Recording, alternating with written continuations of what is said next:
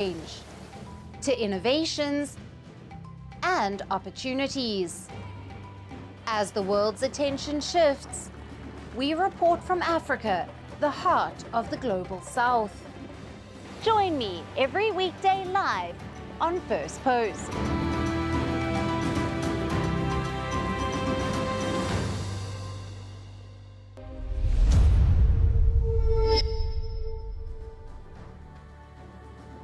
Hello and welcome to First Post Africa, where we get you the top stories from the continent and from across the world. I'm Alyson Grange, coming to you live from Durban, South Africa. First, let's take a look at the headlines. Tensions peak in West Asia as Israel launches a ground offensive in Lebanon after a week of deadly airstrikes. Hezbollah responds, claims to have targeted a military base near Tel Aviv. Former Dutch Prime Minister Mark Rutte takes over as the new NATO chief. He voices support for Ukraine and says he isn't worried about US presidential elections' potential impact on the alliance's stability. In the United States, Vice President contenders J.D. Vance, who is Donald Trump's running mate, and Tim Walz, Kamala Harris's running mate, get set for a big debate in the run-up to the November election. Border situation between India and China remains stable but sensitive, says the Indian Army chief, adding that talks between the two sides have opened options to resolve conflict. It's a First Post exclusive. And at least 25 people feared dead in Thailand after a school bus carrying students and teachers catches fire on the outskirts of Bangkok. 16 passengers have been hospitalized.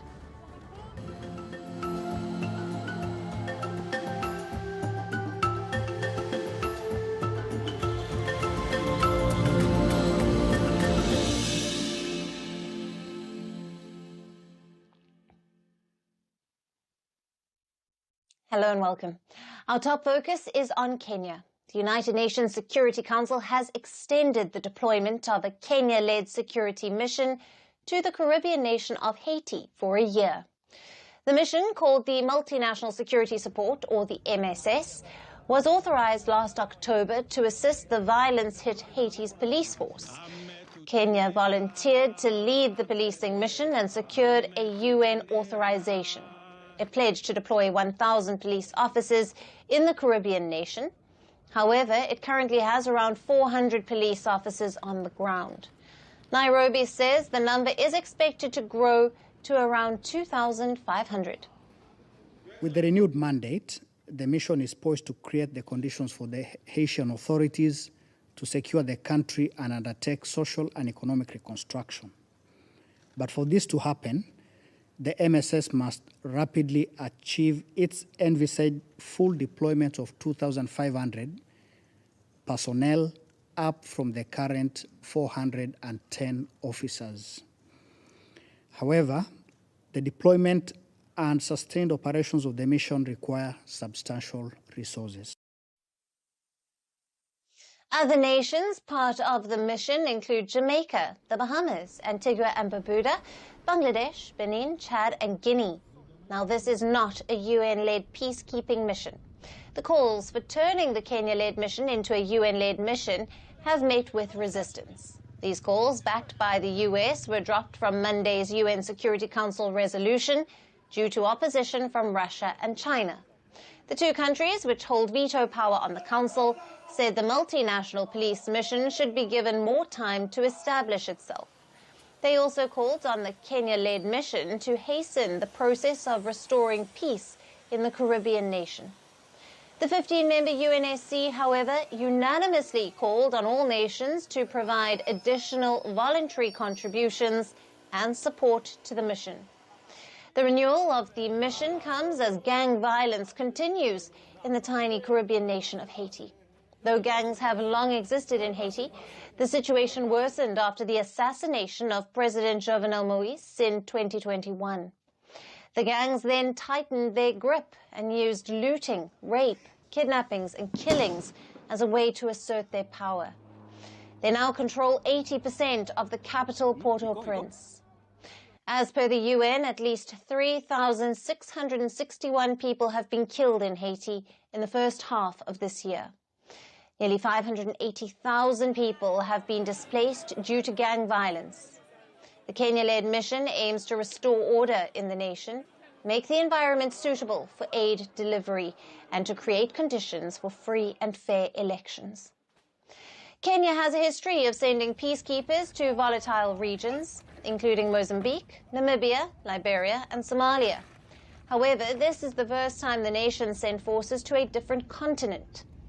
Many analysts see this as a way for Nairobi to raise its global profile.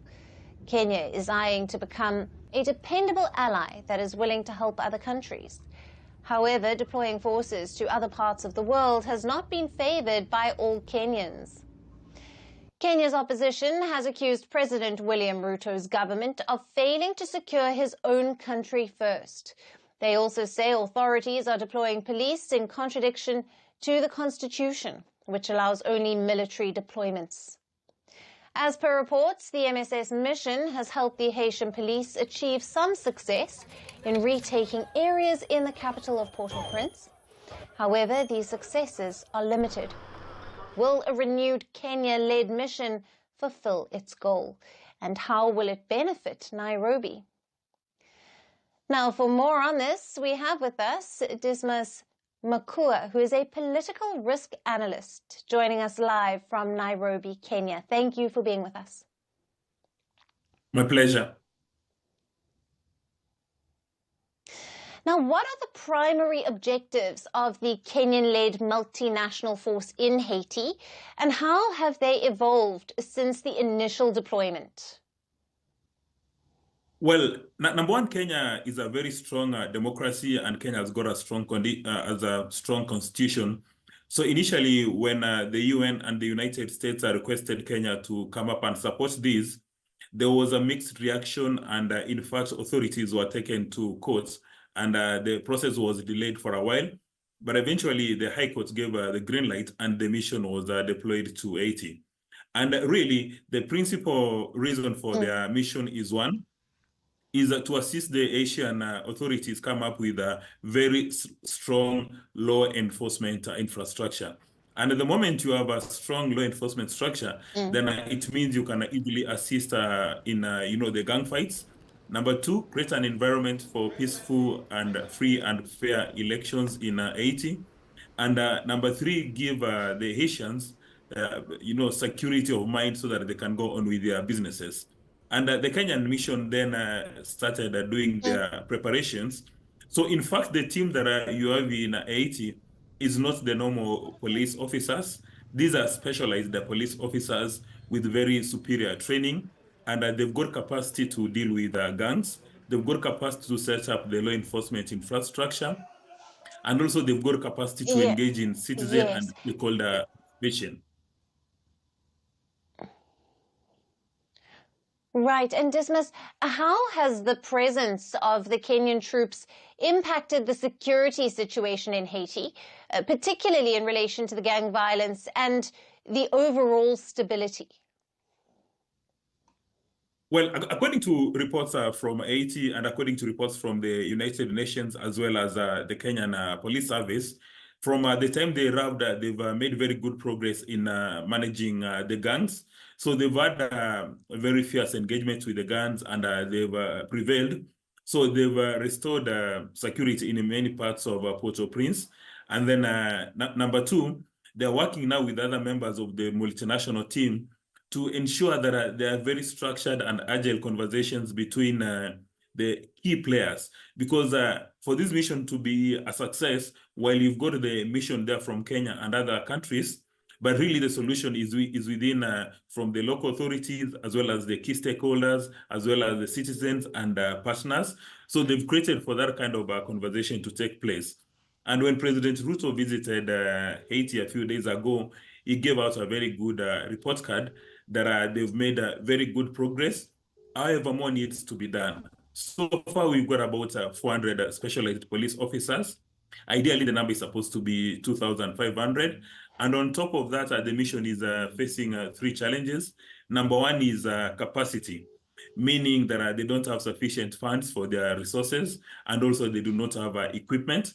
But Kenya is ready to support according to the analysts as well as the leadership in Kenya, Kenya has put on Gear 5.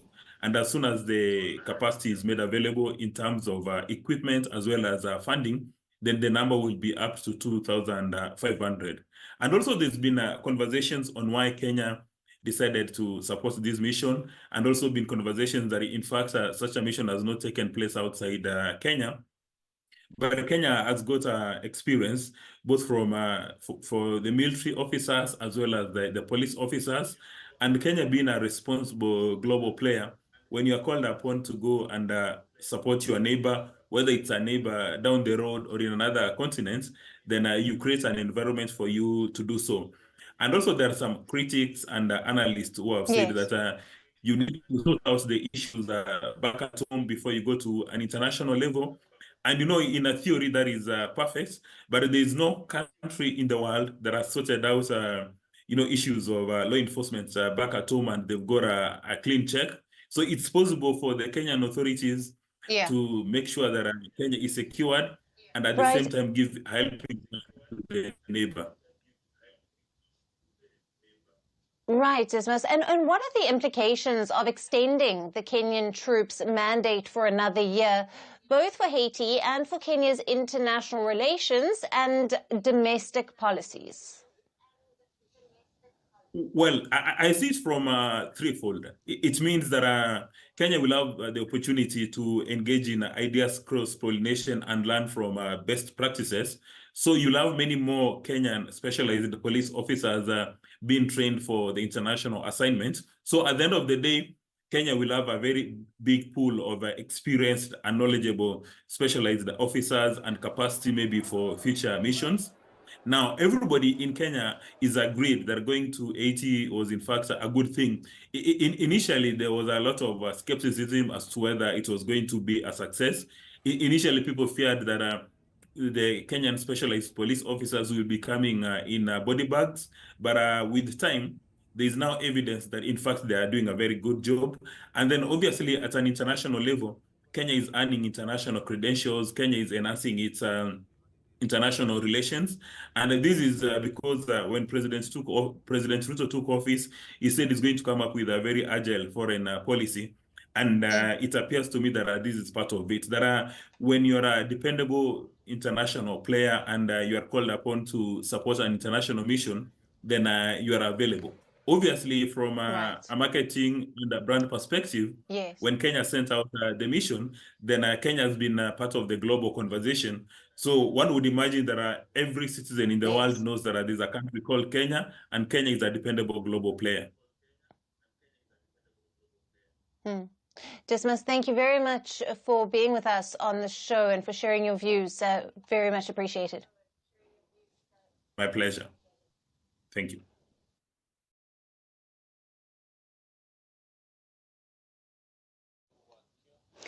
Moving on to North Africa's Libya. Ending an impasse, Libya has appointed a new central bank chief under a UN-backed deal. The move is likely to ease the ongoing political divisions in the country over the control of the central bank. Libya's two rival governments, based in the east and the west, have agreed to appoint Naji Mohamed Issa Belkacem as the new central bank governor. Members of Libya's east-based parliament unanimously voted for the approval on Monday, and Libya's Tripoli-based government in the west is also signatory to the UN-backed deal. The new governor is likely to name a board of directors within 10 days. Since 2014, Libya is governed by two rival administrations. UN-recognized Tripoli-based government led by Prime Minister Abdulhamid Dbeibeh in the west, and Benghazi-based government led by Libyan military leader Khalifa Haftar in the east. Now, Libya's central bank has been at the center of the conflict, more so in recent years. Both of the sides want control over the bank. Now, this is because Libya's central bank dominates its economy. It not only owns the two main commercial banks, but also holds $27 billion in reserves, most of it from oil revenues. It is also the only globally recognized depository for Libyan oil revenues, which is a vital source of income for the war-torn country. Now, tensions escalated in August when Libya's Western government replaced the veteran central bank governor, Sadiq al-Kabir. He had been at the helm of the central bank since October 2011, following the NATO-backed uprising that ousted dictator Muammar Gaddafi. Now, during his tenure, al-Kabir gained considerable power, but he also faced criticism over his handling of Libya's oil revenues. His removal, however, was rejected by the country's eastern-based administration. It called the move illegitimate. In response, the eastern faction halted oil flows across Libyan oil fields in protest. The move aimed to starve the western-based government of revenues. Now, the production halt by the East halved Libya's crude oil output and significantly reduced exports. The United Nations officials held talks with the rival governments to diffuse tensions. Last Thursday, they reached a deal to unanimously appoint a new governor that could pave the way for the bank to restore Libya's vital oil production. Now, Libya's central bank crisis has deeply affected its economy, as 90% of Libya's income depends on oil. So the standoff has threatened to freeze the economy. It has disrupted state salaries, and ordinary Libyans have faced the brunt of the financial chaos. Will the latest agreement turn out to be a breakthrough in the political standoff?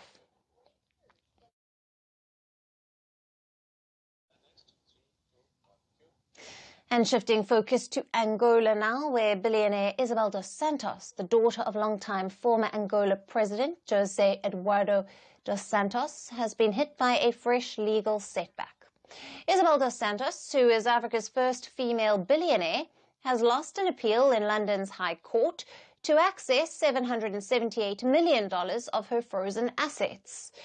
In December of 2023, London's High Court ordered a worldwide freeze of up to $735 million of dos Santos' assets in response to a lawsuit by Angola's telecom operator Unitel. Now, dos Santos is under fire over a case of unpaid loans that Unitel, under her tenure as the company director in 2012 and 2013, granted to a Dutch company, Unitel International Holdings, or UIH. According to the London's Court of Appeal, the UIH is owned and controlled by dos Santos herself. Now, Unitel's lawyer says that the loans granted by dos Santos to her Dutch company were not repaid, and that the UIH owes over $400 million to the Unitel. Dos Santos has denied these charges and has claimed that she is a victim of a campaign of oppression by Angola's current government. Isabel dos Santos is the eldest daughter of Angola's former president, José Eduardo dos Santos, who ruled the country from 1979 to 2017. Starting in 1997 until 2017, while her father ran the poor but resource-rich Angola, Isabel dos Santos became the most influential business person in the country. She had stakes in the country's strategic industries, including diamonds, cement, banking, and telecoms. In 2017, her father, President José Eduardo dos Santos, stepped down from Angola's presidency after ruling the country for 38 years. Soon, the government, led by the new Angola president, João Lourenço, began cracking down on the alleged corrupt business practices by Isabel dos Santos. In January of 2020, Angolan authorities charged dos Santos with embezzlement and froze her assets in the country. In the same month, leaked documents dubbed Luanda Leaks said that Isabel dos Santos made her fortune through exploiting her own country's resources by deploying her family's political power for her business interests. Now, following the Luanda leaks in February of 2020, Portugal, the former colonial power of Angola, seized dozens of dos Santos' bank accounts in the country. In 2021, Forbes magazine dropped Isabel dos Santos from the list of Africa's richest people, and Forbes named her Africa's richest woman in the year 2013, with an estimated $3.5 billion net worth. In November of 2022, Interpol issued a warrant for her arrest, but she has not been detained anywhere in the world. People in Angola have also raised questions over the wealth amassed by Isabel dos Santos. Citizens in the country have been calling upon national and international authorities to make her face the consequences. Isabel dos Santos is only paying for what she did throughout all these years. If she got rich illegally, then she must pay for it because everyone that commits a crime must be responsible for their actions. So if she was part of this corruption scheme, then she must suffer the consequences. Isabel dos Santos' business empire is now a shadow of what it once was, with corruption charges against her in Angola, assets frozen by courts in 3 different nations. A lot is yet to emerge in what has been reported as the textbook case of how to loot a country. We will continue to keep track of the latest on this story from Angola.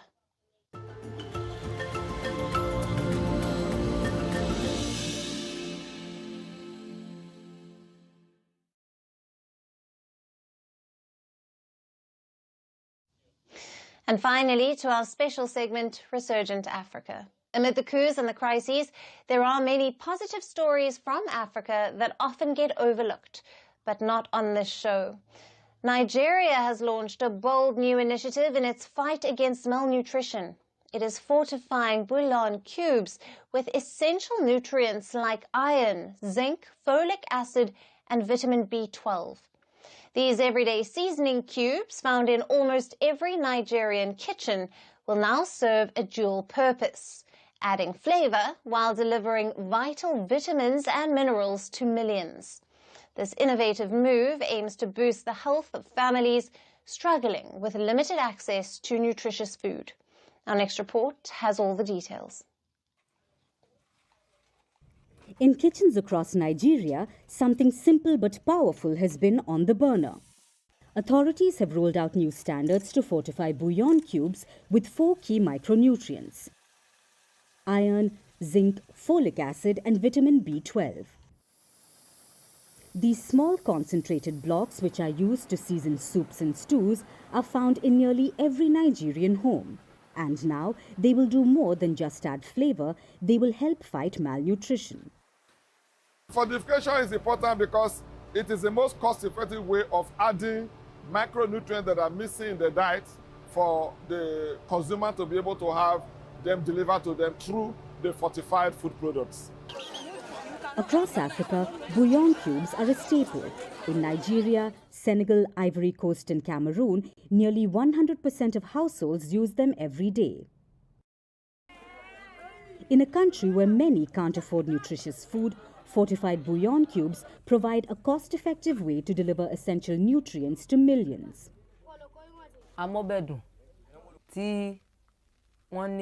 The fortified bouillon cube that they have promised to release to the market, it will be a huge advantage for the poor like us who cannot afford basic proteins. We will appreciate the fortified bouillon cubes, and they should try and release it to the market on time. And we have been informed that it contains folic acid and vitamins.